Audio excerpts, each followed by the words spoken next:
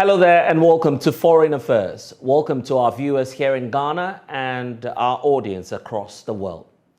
Climate change dominated conversations this week as nearly 100 heads of states and governments, together with other global stakeholders, converged in Sharm el-Sheikh in Egypt for a two-day summit amid calls for further reduction in emissions and the need to provide financial support for developing nations already suffering from the effects of global warming. There are concerns that governments would prioritize other issues above climate change as a result of the numerous others, including the COVID-19 pandemic and also the Russian invasion of Ukraine. There are also skyrocketing inflation issues and other conflicts across the continent. In view of this, debates have been centered around the creation of a loss and damage fund on grounds that rich nations are to blame for the bigger share of greenhouse gas emissions. So what's happening in Egypt and how can we mitigate the effects? Joining me now via Zoom is Evans Mensah, political affairs editor here at JoyNews. He is in Sharm el-Sheikh in Egypt, and will be bringing us details as to how conversations are going on there. Venan Sondo is an environmentalist and lead consultant, Shentafrique, a sustainability and circular economy services company. He's also a chartered environmentalist with over 17 years of experience in ESG, sustainable strategies, impact assessments, and circular economy engagement across 4 continents. Welcome, gentlemen, to Foreign Affairs.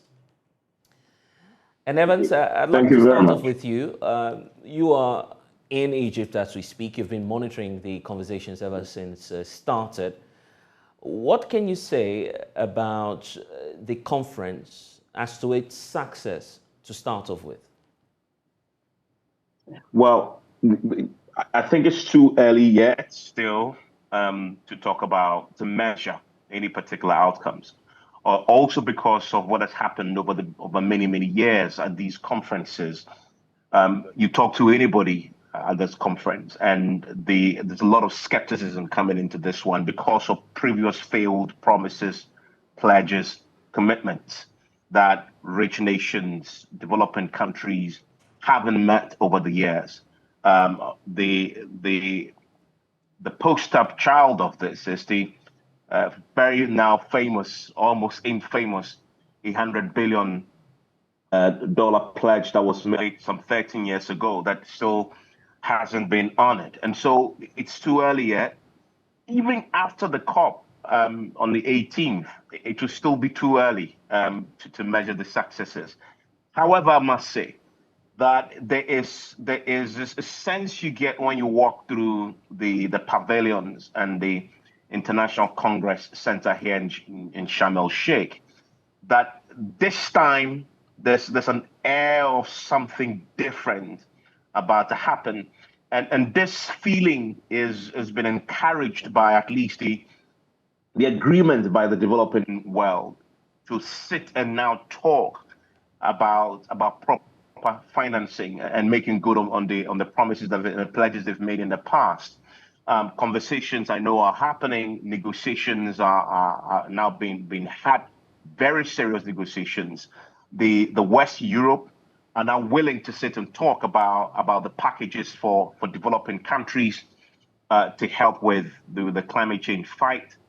That in itself is a major first step, and there are many hoping that something really concrete will come out of these talks. And just before I come to Venon, the issue about loss and damage reparations.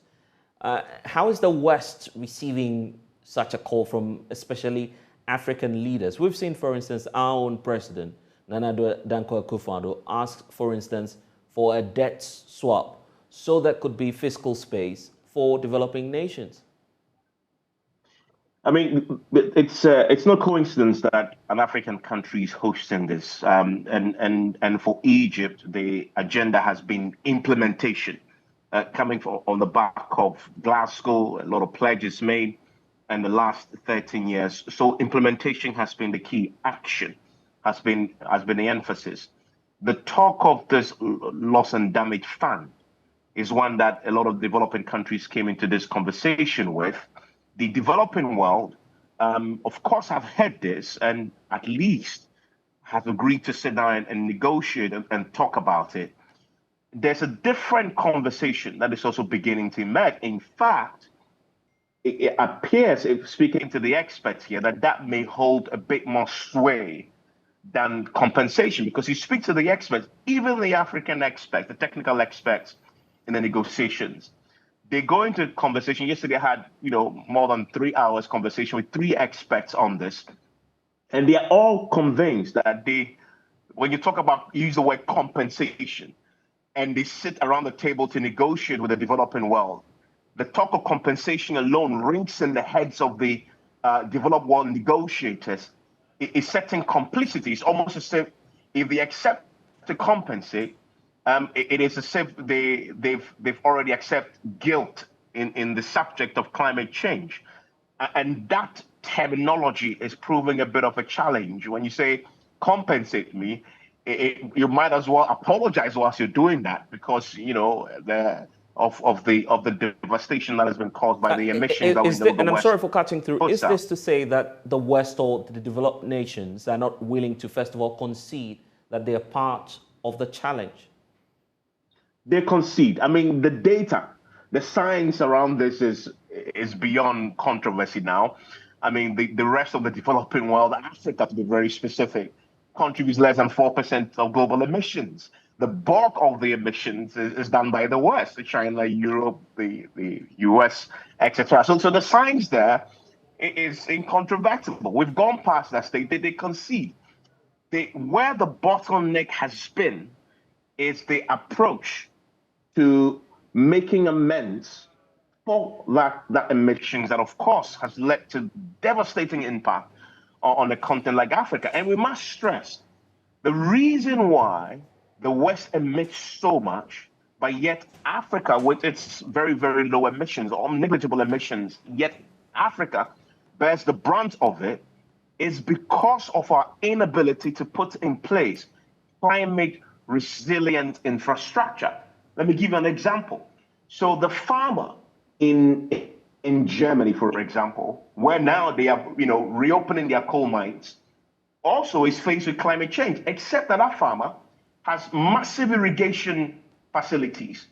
And so when the rains are affected and the droughts come around, he will just open the taps in his irrigation dam, and the farmer is irrigated. He's fine because there's wealth and there's infrastructure there. If you come to Africa, the poor farmer, many of them smallholder farmers, of course don't have that irrigation infrastructure. And so they are not climate resilient. They're not able to withstand it when the droughts come along, right? And so that is really where the challenge is. Right. And yet, Germany is emitting a lot, okay? So that is where the conversation has been, that, okay, why don't you, Germany and others, the European world were more developed, because of all you're emitting, and already you're very wealthy, and you're protecting your farmers because you have the climate resilient infrastructure, Right. then fund African countries. So the poor smallholder farmer can also, the government can invest in building that infrastructure. So when the droughts come along, they can also sort of, the mitigation measures will be there. And there's also a lot of investment into adaptation as well. And so the West agree that this must happen. The question is, how do you do it? Do you do it by compensation, just giving money, or now the conversation has started, you do it by writing off debt? That is a whole new conversation that is beginning at COP27. And indeed, the debate is on, but I want to hear from you, Vernon. This, of course, is a time for us to reflect as far back as 2015 when the Paris Agreement set in. When you look at what's happening at COP27 now, first of all, do you believe that we're inching closer to that target? It's always really tricky, because you would think that we are there, that this is the time everybody's going to fall behind, it's going to happen, and then nothing happens, right? And then we go again another year, the next year the same thing. It's like just kicking the can down the road, with that aspect of accountability, as my colleague just said. I believe that there is a lot of momentum, like the impetus is actually really high. A lot is at stake, not just because of the sort of prominence of the challenges that we have, that we have the inflation and other aspects as well. Um, and the bottom line is accountability has always been debated, but then no one has ever really said, how is that accountability sort of enforceable, right? I think it was tried with the CDM, where they could actually invest in carbon emissions by buying credits in developing countries, like paying for projects that were mitigating carbon emissions in developing countries, so that developing countries would actually develop in a cleaner way. But somehow that instrument was not as effective as it was supposed to be. I'm hoping that with the ITMOS, sort of the internationally traded mitigated outcomes that are suddenly being muted as some sort of trading mechanism for the Article 6 of the Paris Treaty.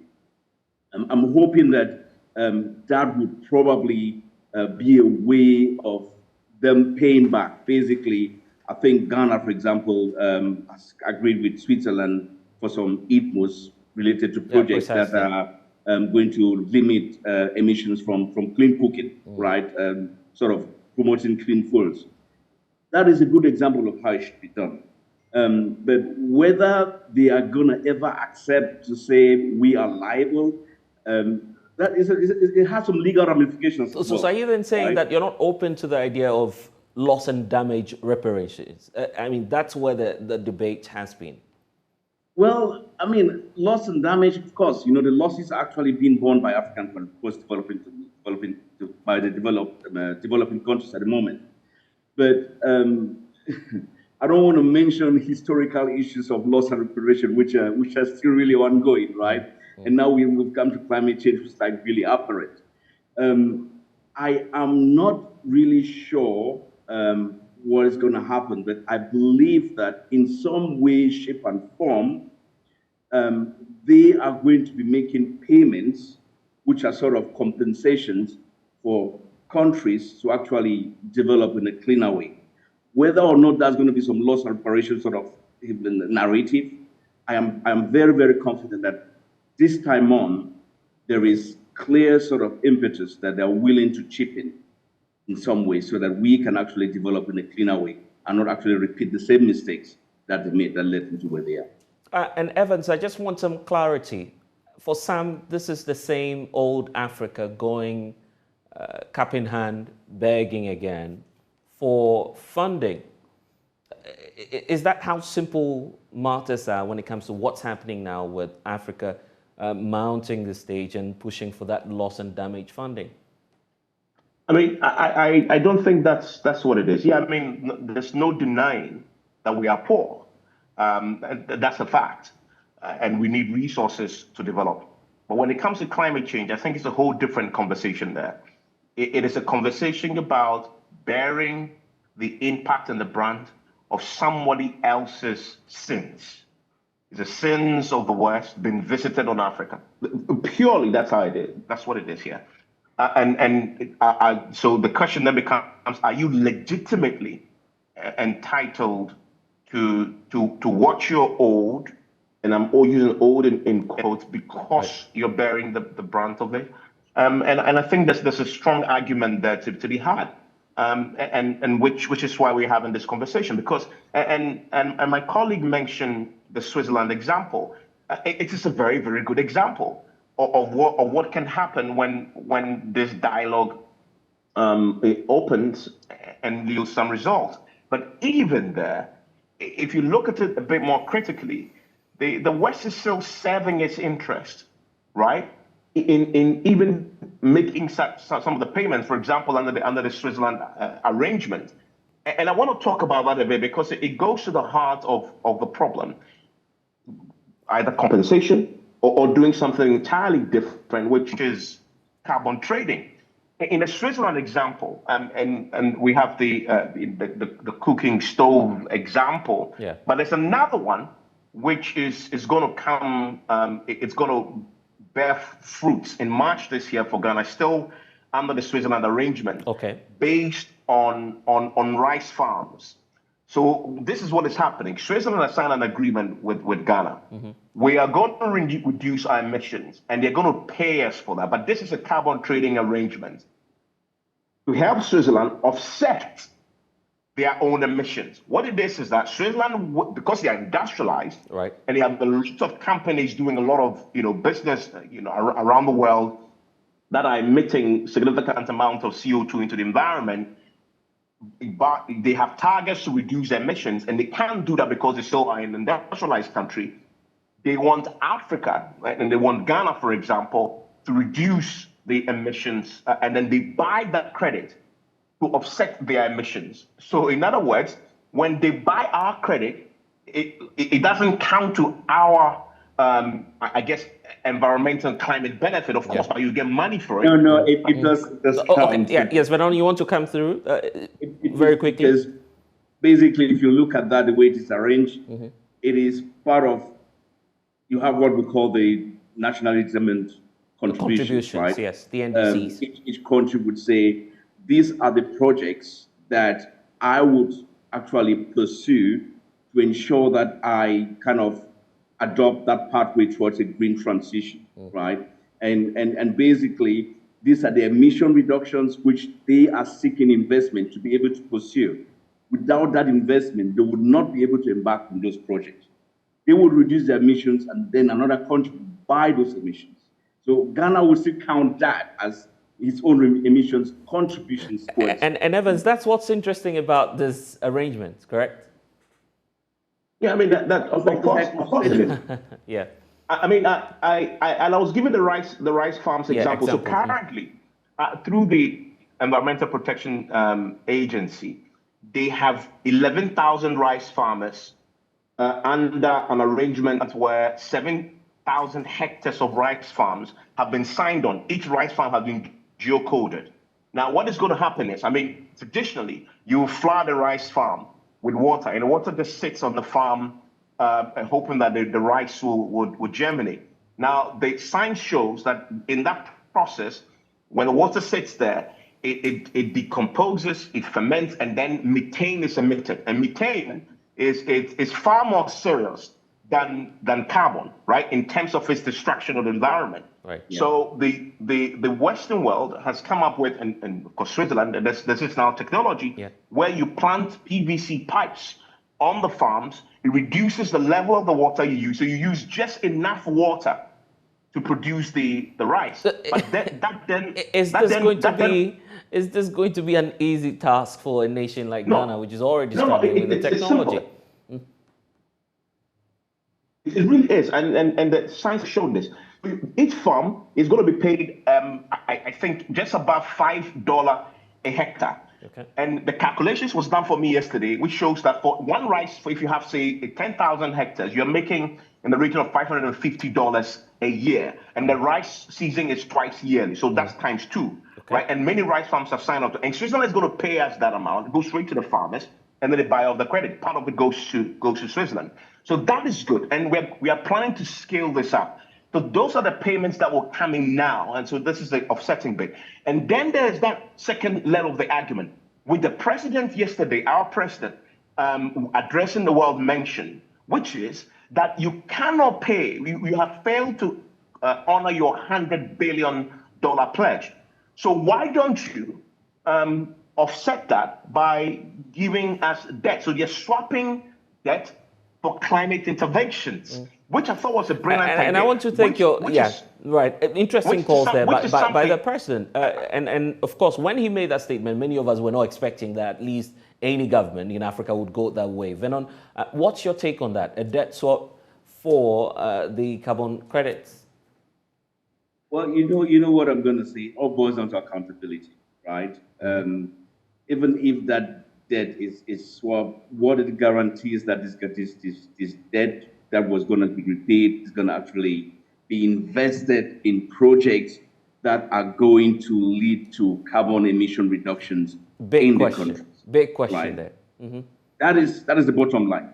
So if I was in Kigali in Rwanda recently, and I did appreciate how far the country has come in terms of accountability, traceability, responsibility, and actually owning up to leadership, right?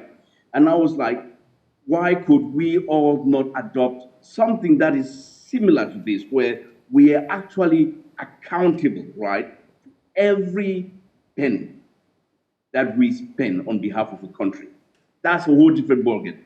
I love the concept of them actually offsetting that in terms of debt that we have to repay, but it is really going to boil down to accountability. If we are What's going to be stopping, accountable. right, and Vernon, what's stopping Africa to go ahead and to say, well, I have the resources, we're naturally endowed more than any other continent. Let's use a bit of what we have, a bit of the greens to match up the development. And then later we could talk about climate change. Well, that's a very interesting question. I feel like we have been sort of reduced ourselves to think that we are always going to actually depend on someone else to pay for whatever damage they have caused us, right? I mean, we are not, they are not the ones asking us to cut down our trees. Deforestation is not being done by them. And you have to look at the impact of deforestation, not just to climate change, but then to the natural ecosystems, right? It is not done by them, it is done by us, right? And so if we have to say, pay for everything that you have caused because you are actually responsible for climate change, of course we are partly responsible, we're not entirely responsible, yes, but then we have to hold ourselves accountable as well, actually try to manage and harness our resources in a way that can lead to equitable and inclusive growth. Okay, gentlemen, we have a few minutes to wrap up, but Evans, let's look at the outlook. Vernon, I'll also take your thoughts on that. We're just a few years from the target, 2030. From what you've seen in Egypt, Evans, is it looking less likely or otherwise that we may meet the targets? I think you have to say there's caution. You have to be cautiously optimistic about the targets being met. I mean, it's taken decades to get here, and if you look back on that history, you then have to argue that can we accelerate to meet the targets in the shortest possible time?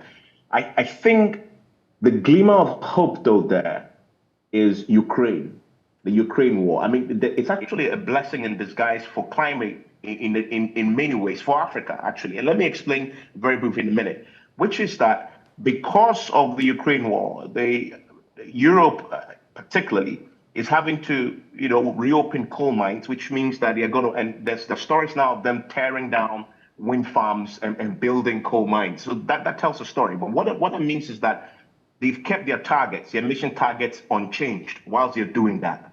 Somehow, they will have to offset that by coming to Africa. So Africa could be a game changer. And that's why now they're sitting to talk, because they know they are facing a crisis and they are going back on their own word when it comes to a lot of the things that they committed to, but the targets remain the same. And Africa could be a place where they come to, and the accountability question is absolutely critical. Whilst we pursue this, and Europe will be willing to talk about this because of their own challenges there, we need to obviously do the accountability issues pretty. And it boils down to Africa when it comes to this. And as for Europe, they are serving their own interest in this. The question is, what is our interest? Is it only the money? Is it accountability? Is it the environment? We need to figure that out. And I get a sense here that it's more about the money and the environment bit, the climate bit is just a means to an end. I'm giving the benefit of the doubt to many African countries, but of course that's evidence for you. Not too optimistic about what we intend to use the funds for. Am I getting your point right? Yeah, I mean, I think for me that's bottom line. You see that we are only doing and making commitments because there's money involved. You take the money off the table, we will still be committed to protecting the environment. But these fundings, by the way, I mean, these sources of funding, by the way, Evans, come with conditionalities. It's not as though it's free lunch. No, I mean, the only condition mostly is that you keep your forest. I'll give you an example. The World Bank today at the Ghana event announced that Ghana is now eligible to receive 50 million for 10 million, $50 million for 10 million tons of CO2 emissions. This is a results-based intervention, right? 50 million, because we've managed to reduce 10 million tons of CO2 emissions. And this is through the forests, right? In fact, we're now receiving immediately 4.8 million that is going to hit our account. Only because we're told you're going to get this money if you invest in protecting your forest, right? So that tells you a lot, right? There's money there to be made, and that's the only reason why I believe we are putting in the effort. So you can imagine if the money's not on the table, it will be a disaster. And I think that's fundamentally what we need to be addressing, because there's nothing like a free lunch, right? Right. The environment is ours too. We have our own. We must find our own independent motivation, aside the money, of course, to protecting our environment. Exactly. And since Evans is talking about the World Bank, you might want to touch on that point for us. In its latest report, as at the end of October, when it comes to climate, country climate and issues relating to how we're doing in terms of funding and also being green in nature, they report, for instance, that we're becoming too reliant on natural resources for poverty reduction and for job creation. I guess that's why funding, when the funding comes, it's readily available. We're willing to swap that.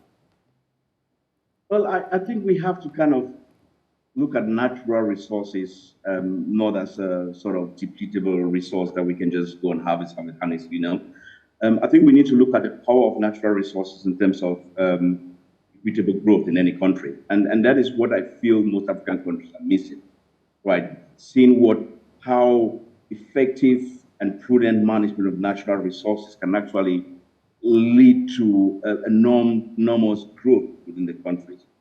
Of course, we are dependable on natural resources because it is most likely the easiest fall on in terms of where we can actually rely on to kind of alleviate our poverty concerns.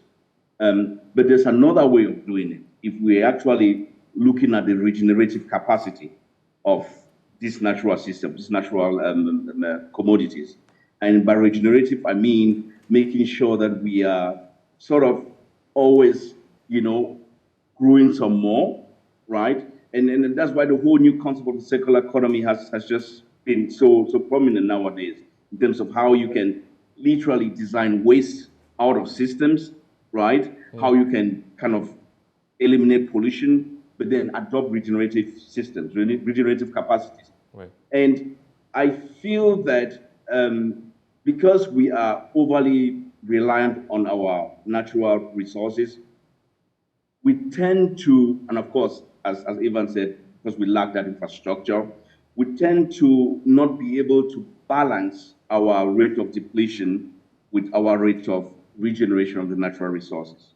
And so there seems to be a lot of an imbalance in terms of how we consume those resources and how they tend to kind of regenerate over the years. So it is a concern, but as Evans is saying, if we can actually not focus on the money, on the economic aspect, but look at the natural and the social and the sort of inclusive attributes that are sort of, eminent in any natural ecosystems.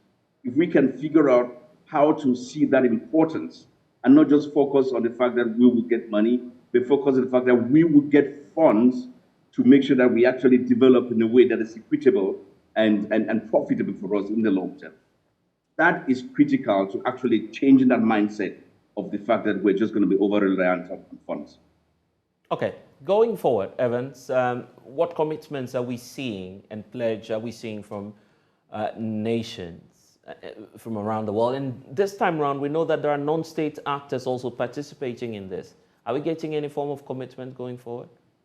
Yeah, I mean, particularly the non-state actors. There have been many. I've seen at the conference many private businesses and industrial giants here at the climate conference, and they are here because they are great emitters, particularly those in the fossil fuel business, right? They still need to make money, and we've seen companies like Shell make ambitious commitments. Targets, yeah. 2050, net zero carbon emissions. The race to the zero by 2050, and the energy transition has become very, very sexy, and everybody's talking about. And they're here in their numbers.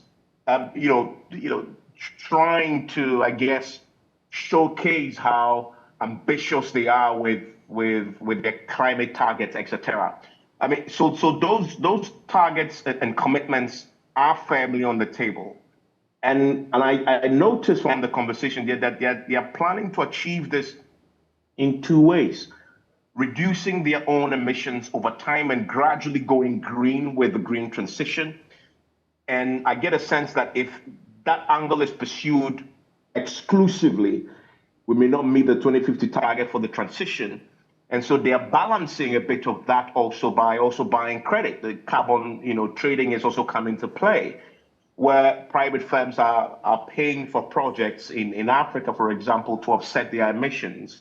And so that is a very interesting balancing act that we've seen. And I was told yesterday that a private company, is going to be pumping, billions into solar farms and use the emissions reductions and sell that off to many industrialized countries, private industries, to buy to offset their footprint. So that is going to be one of the big major areas going forward in the transition towards going green. Right. And finally for you, Vernon, the issue about non-state actors, because very often when the conversation comes up about climate change, we're focused on what the authorities or governments are doing to crack down.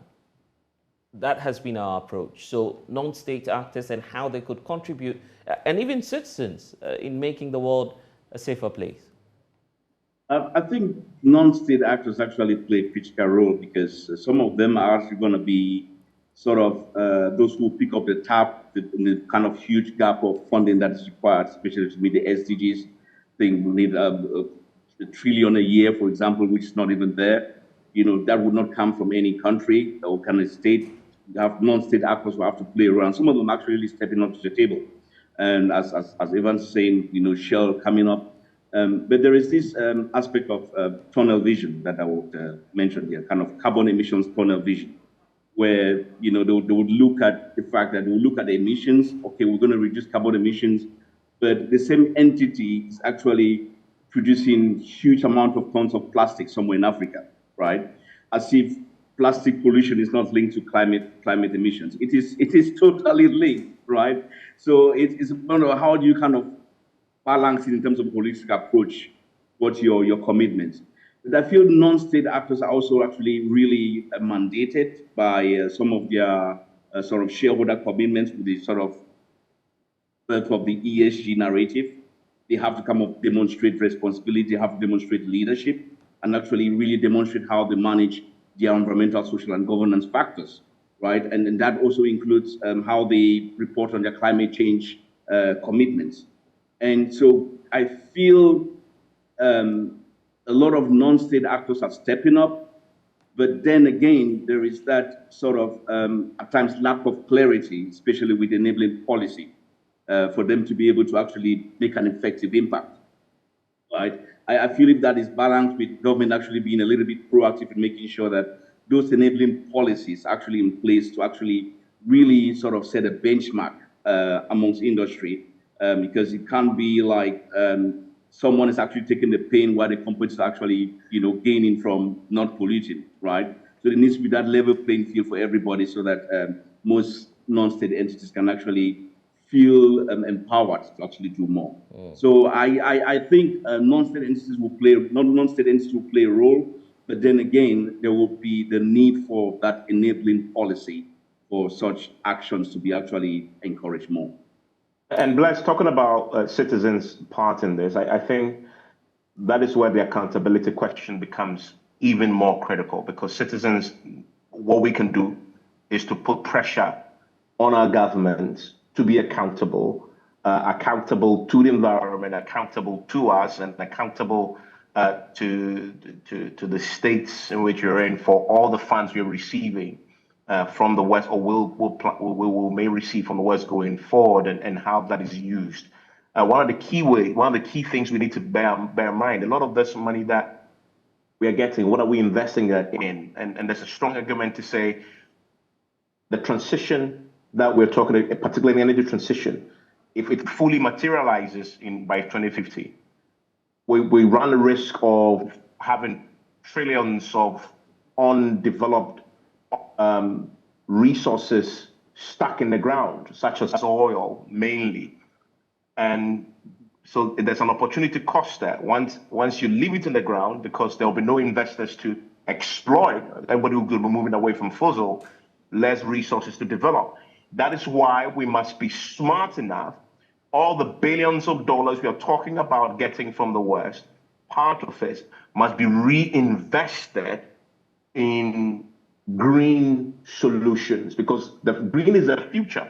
China is showing the way, leading the whole world in terms of the green agenda and green technology. They are the leader in solar panels, for example. The technology I was listening to a documentary that talks about if you come to the rare minerals economy, China is a leader in sorting and processing. They know that is the future. That is the future economy. And that's what we need. When we get the money, we should be reinvesting in areas like that, so we are ready when the revolution finally arrives.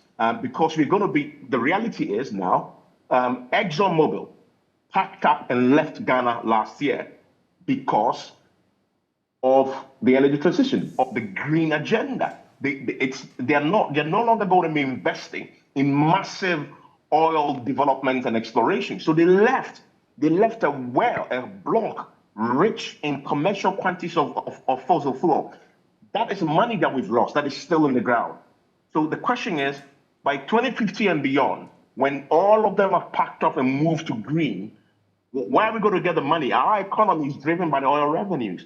And that is where we need to be investing in other areas that will take over in terms of running the economy and making the revenue when the green transition is fully here. And I hope our African leaders are thinking long term. If not, we are in deep, deep trouble for the next few decades. And Vernon, I want to wrap up with you by using, of course, part of the words that the UN Secretary General used by saying that the world is on its way to climate hell. I guess that includes Africa. How do we make it to heaven? Well, we make it to heaven by actually taking responsibility and upvoting a greener path for development, right? Because we can't sort of treat our natural resources as if we're a business in liquidation, right? Just take, without any sort of cognizance of what the impacts are actually going to be. And so, of course, there is all this talk about little investment, kind of limiting investment in fossil fuels, and the debate about why have you developed with fossil fuels and why don't you want to develop with fossil fuels as well. Bottom line is, we have the decision to make. We have the resources, right? We have the billions we're going to receive it. It all boils down to us, what path we choose. So that path to heaven and not to hell is basically our accountability, our responsibility, and as Evan says, our citizen sort of, emancipation, right? Because citizens have to hold governments accountable, but then, citizens have to also be responsible to understand the little things they can do to actually make a contribution to the narrative.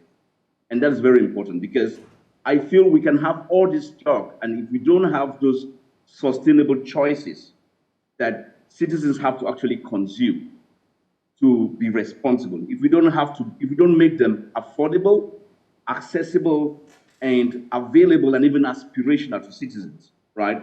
We're not going to get anywhere near the 2030 goals, because everything boils down to responsible consumption and responsible production. If we don't get that right, then we'll probably hit the road to hell. And we hope for the best. Vernon Tundo, Evans Mensah, thank you for joining us here on Foreign Affairs. I'm grateful, gentlemen. Well, as talks continue over the need to support more developing countries on climate adaptation, I caught up with resident representative for the United Nations Development Programme in Ghana, Dr. Angela Lusigi. I started by asking her thoughts on the recent statement by the UN Secretary General Antonio Guterres, who thought that the world was on its way to climate hell. Dr. Angela Lusigi, thank you for talking to JoyNews. COP27 is underway in Egypt and is beginning to elicit some concerns. Already we're hearing from the UN Secretary General Antonio Guterres, who's made a passionate statement about the need for adaptation when it comes to climate change. And I just want to read excerpts of his speech in Egypt. He says that, quote, "We are on a highway to climate hell with our foot still on the accelerator. Humanity has a choice. We either cooperate or perish." What would you say to someone who believes that these statements are exaggerated? I think, Blessed, and thank you for giving me an opportunity to speak. I think that the science is very clear. We've heard from all the top scientists, we've heard even from the World Economic Forum, that climate change is actually one of the outstanding challenges of our time. We've also seen what's happening around us. The evidence is all around us. If you look in the case of Ghana, in the north, we're already seeing droughts, we're seeing erratic rainfall patterns and reduced productivity because of climate change. And in the south, we're seeing what's happening with the sea level rises and the floods. So definitely the evidence is all around us, and it is indeed a huge challenge for us. And of course, COP27 is giving us a grounds to reflect and to go back to 2015, take a look at the objectives of the Paris Agreement. The objective is to have global warming somewhere around 1.5 degrees Celsius. How close or otherwise are we to getting to that aim? Well, you know, last year in Glasgow, over 197 countries came together to come up with the Glasgow Climate Pact. And there were commitments to maintain temperature rises between 1.5 and 2 degrees centigrade. But even those commitments would not leave us anywhere close to where we're supposed to be. So right now, we need to look at a higher level of ambition. We need to look at accelerating our commitments and actions in this area. So we're nowhere near where we need to be, and this is the time to change course. So this is feeding into what some experts fear, that we may not be able to meet our targets by 2030. Is there a possibility that we may meet or otherwise? Well, right now, and I think the discussion at the COP is very important, because it is clear that we need a commitment globally. The Secretary General is right. We're all in this car and we're going over the edge together.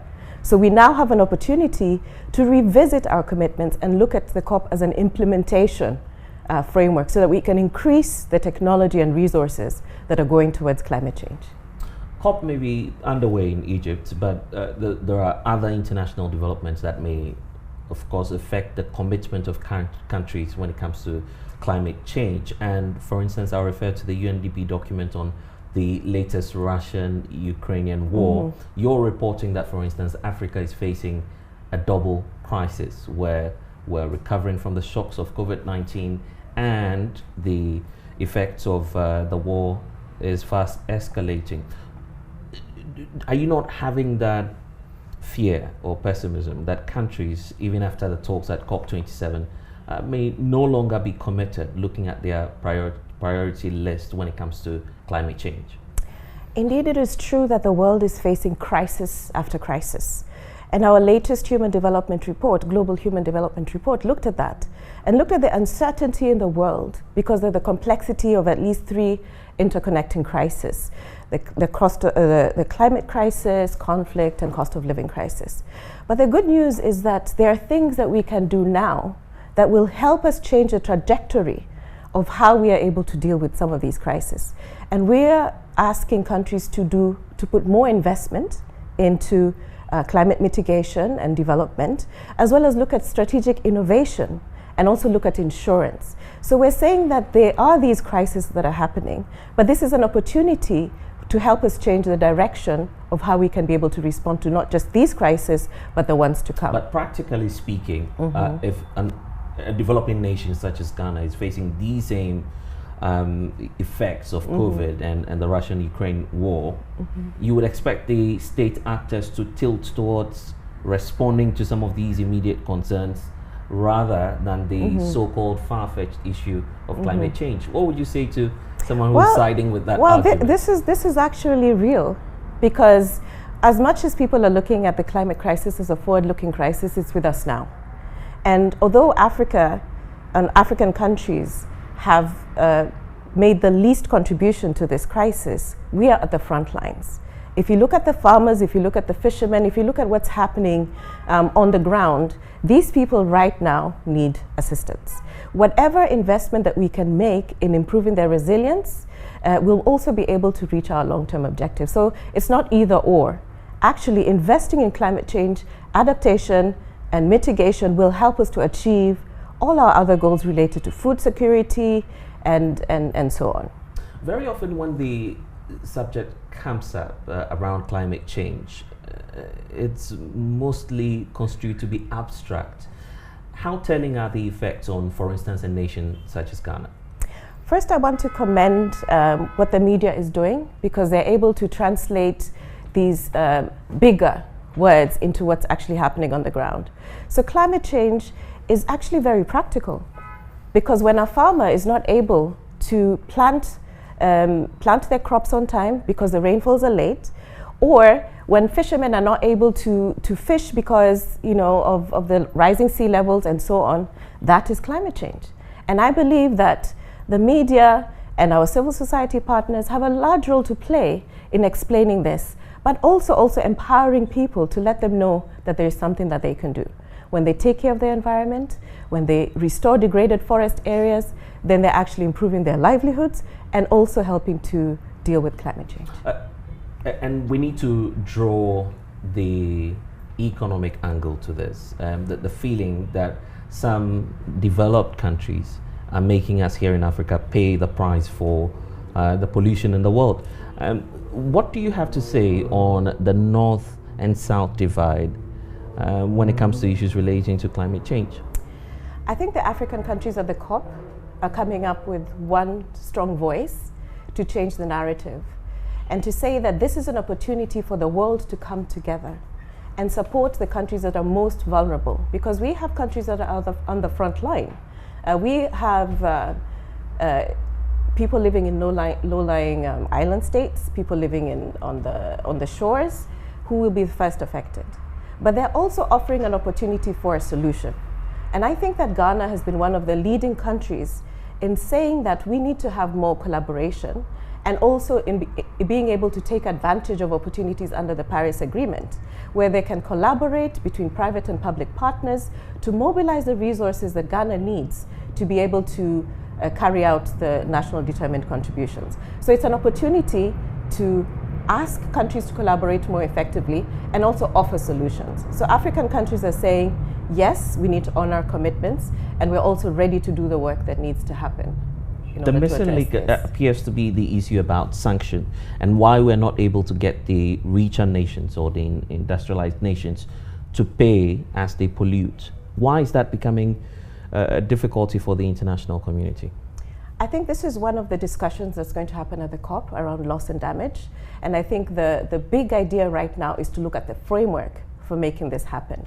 We believe that this is an implementation COP, where we're asking all the countries to come together and honor their commitments, but also to provide solutions. And the example of Ghana is excellent, because Ghana has been able to unpack the Article 6.2 in the Paris Agreement and have an agreement with Switzerland, for example, to be able to invest in global emissions here in Ghana while trading carbon credits. So I think there are mechanisms that are available to take this forward, and Ghana has been a good example of how this can happen through bilateral agreements. And just to pick on that, how will developing nations breach the gap and get closer to the levels that we've seen in Europe and elsewhere through a more sustainable green approach the belief is we may not get there as fast as we want if we want to go the green approach. Is that a feasible argument to be putting up at this point?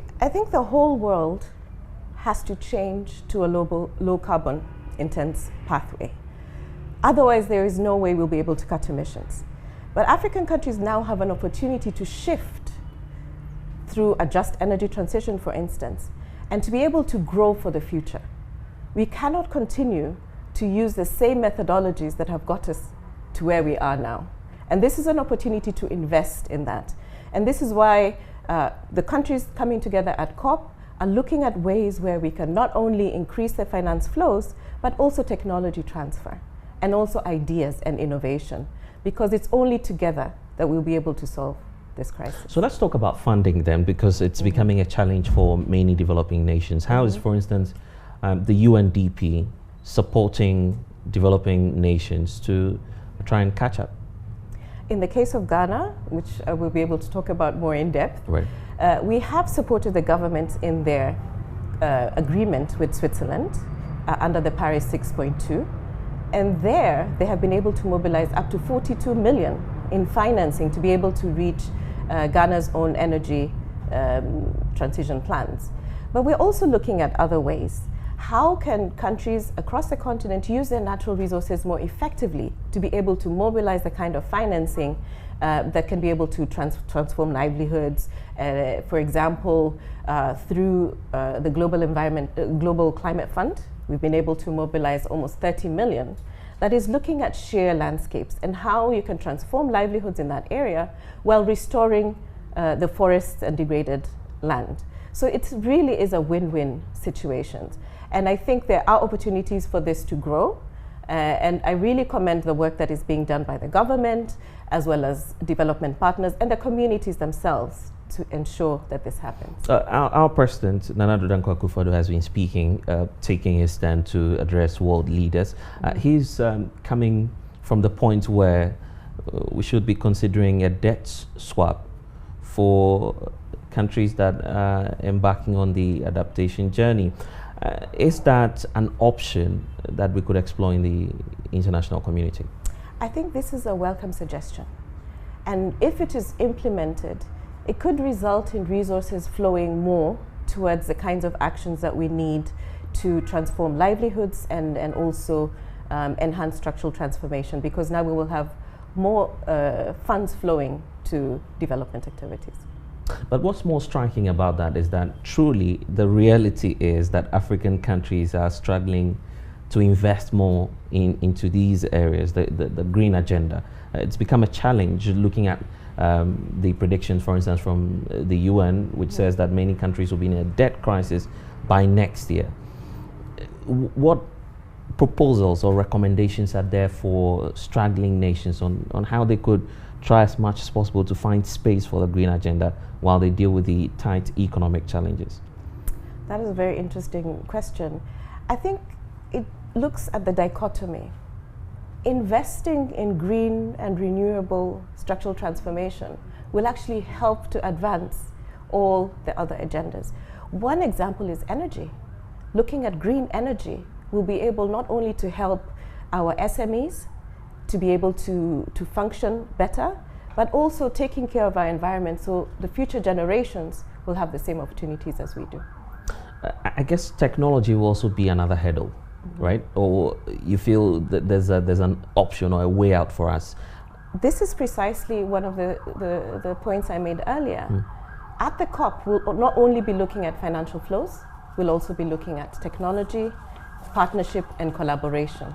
So the most important thing to look at is how we can bridge that gap between public and private collaboration in order to move the agenda forward. It's not something that the government can do on their own, and it's not something the private sector can do on their own. I'll just turn our attentions to what it is that other organizations have been saying about Ghana and how compliant we have been when it comes to preserving our natural resource. The World Bank, through its country and climate reports, is indicating that Ghana, for instance, is becoming too reliant on our natural resources for poverty reduction and job creation. This should be of worry to you as well at UNDP, isn't it? Well, actually, to your point, I recall that in July, the government came up with its voluntary national review of progress made towards the Sustainable Development Goals. And we did acknowledge that there's been significant progress on poverty reduction over the years. But in the recent, due to the crisis and the complexities of the crisis that are continuing, we now have a challenge with multidimensional poverty and inequality. So the problem still remains, and natural resources are something that is an asset and an opportunity. Okay, so is it the case that we need to diversify what we have as a natural resource? So natural resources are an asset. Mm-hmm. And the most important thing is how do you turn your natural wealth into national wealth? So once the proceeds from natural resource extraction are utilized for human development, social progress, then that becomes the basis for continuing the journey. So diversification is definitely important, but you have to invest effectively in using your natural resources well. Most of the times we're focused on governments and authority just to deal with this, the impacts of climate change. What can citizens around the world also do to participate in that process? The first thing citizens can do is to hold their leaders accountable. There are significant and ambitious commitments that have been made in the nationally determined contributions, and that is something that is for all of society and all of government to implement. So not a single sector, all the sectors working with the communities, working with the civil society, working with the private sector and the media is the only way that that can be implemented. We're also looking at livelihoods and opportunities for people to be able to grow their enterprises sustainably. And that is a choice people have to make. But in what practical ways can they participate in that exercise? Well, for example, I'll give you an example of what's happening in Chebi, working with the local communities to preserve the forests and reforest these areas. They're also setting up seedlings, community seedlings, where they can be able to continue this work. But most importantly, we're looking at community resource management. How can the community come together with the leadership to be able to conserve their resources more effectively? So the community has a role to play, and we should leave no one behind. And I'm sure that as UNDP in Ghana, you have a series of events that have either taken place in the past and that you're seeking to capitalize on going into the future. What are some of the programs lined up which you intend to implement to push that green agenda? We'll continue working with the government to support the Article 6.2 implementation, and we're happy that with the experience of Switzerland, we see other partners coming on board. For example, Sweden is coming on board. We also see opportunities to continue growing the work that we're doing under the Green Climate Fund, which has just started, that covers the 5 northern regions. Also the work around restoring the cocoa landscapes. There's a lot that still needs to be done, and we look forward to more partnerships to be able to take this forward. Ghana as a country is beginning to revise its targets in terms of our national determined contributions. How worried or otherwise are you looking at the fact that we're beginning to shift positions on how committed we are towards dealing with the challenges? From what I know, the nationally determined contributions were presented last year to great fanfare. And now we are at the level of turning that ambition into action. And it's very good to see the movements that have been made to engage with the private sector, because it's very important to have this collaboration between the public and the private sector, not just in Ghana, but globally. And within Africa also, I believe that there's some advances that are being made, especially around carbon trade on the African continent. The issue about collaboration amongst nations just to achieve the aim of the Paris Agreement, how crucial would that be going into the future? It's absolutely essential, because the climate crisis is not going to be solved by any one country acting alone. As the Secretary General said, we're in the car, and if it goes over the cliff, we all go. I'll wrap up with what we should be expecting in concrete terms after the COP27 meetings. Is there any grand scheme or plan by all stakeholders, and what do you feel we should be doing to actualize the agreements that will be secured there? I believe we'll continue to support what the government of Ghana is doing, looking at the reforestation agenda, and also looking at carbon credits as a viable option to be able to raise the kind of revenue that we need to invest in the development that will be sustainable and will lift more people out of poverty. I'll take your final word to our viewers and also those around the world who may be watching us now. Ghana is doing a lot when it comes to climate change. It's an ambitious agenda, and it needs all of us to support the nation, including private sector, public sector, the media, and every citizen. Thank you for talking to us.